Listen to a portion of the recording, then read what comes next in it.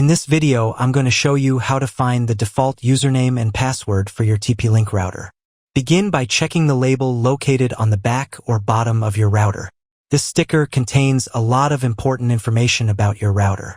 Look for a section titled Router Login or Default Access or something similar. The username is admin, and the default password is admin as well.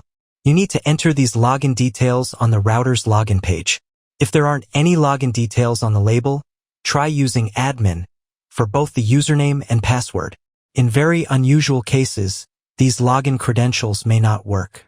In this case, you must reset the router to the factory settings.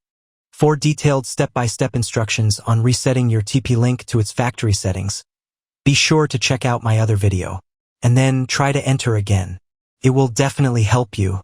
After restoring the router to its factory settings, you'll need to set it up again. You can find a tutorial on how to do this in the description of the video. If you found this video useful, please give it a like and drop a comment.